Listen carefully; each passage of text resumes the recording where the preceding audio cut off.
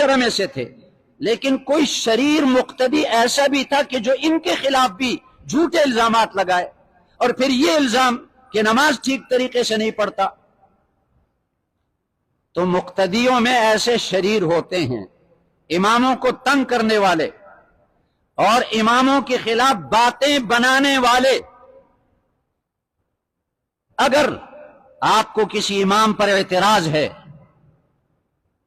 کہ اس میں کوئی شرعی عیب ہے، تو بڑے بڑے جامعات اور مدارس موجود ہیں، علماء موجود ہیں۔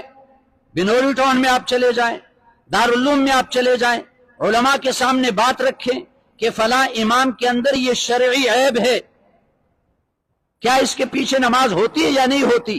اگر انہوں نے فتویٰ دیا کہ اس کے پیچھے نماز نہیں ہوتی، پھر آپ اس کو معزول کر کے دوسرا امام رکھ دیں۔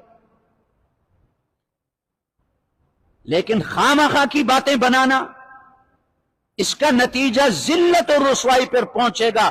جو اپنے اماموں کو تنگ کرتے ہیں، جو اپنے اماموں کے خلاف باتیں بناتے ہیں، یاد رکھیں یہ پکی بات ہے، وہ دنیا میں ذلیل اور رسوا ہوں گے،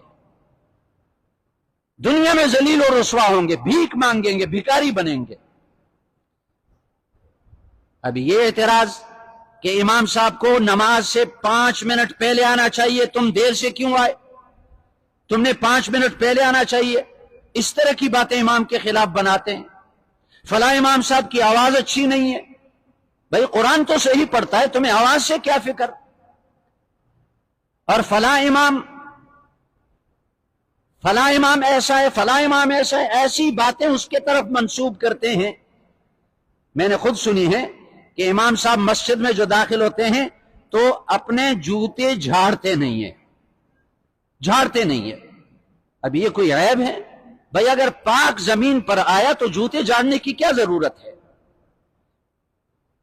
تو چونکہ میں مجبور ہوا ہوں اور میں نے اس میٹروول کے 4 مسجدوں کے اماموں کے حالات سنے، انہوں نے خود بتائے، معمولی بہانوں پر کمیٹی والے ان کو تنگ کرتے ہیں، مقتدی ان کے خلاف باتیں بناتے ہیں، تو ان کا انجام بالکل ایسے ہی ہوگا جیسے سعد ابن ابی وقاص رضی اللہ عنہ پر کہ الزام لگانے والے وہ ذلیل ہوئے، وہ رسوا ہوئے۔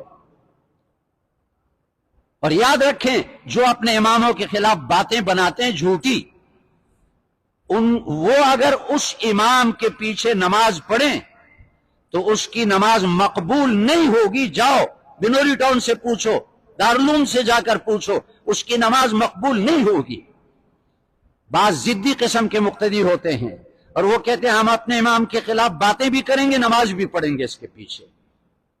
کون ہے جو ہمیں نماز سے روکتا ہے؟ بھائی تمہاری نماز سے فرض تو ادا ہو جائے گا، فرض ادا ہو جائے گا، لیکن نماز مقبول نہیں ہوگی اور اس نماز پر اجر و ثواب مرتب نہیں ہوگا، اور جو دنیا میں ذلت اٹھانی پڑے گی وہ الگ ہے۔ عجیب اعتراضات ہوتے ہیں۔ میں بھی ایک مسجد میں امام تھا، اس مسجد سے پہلے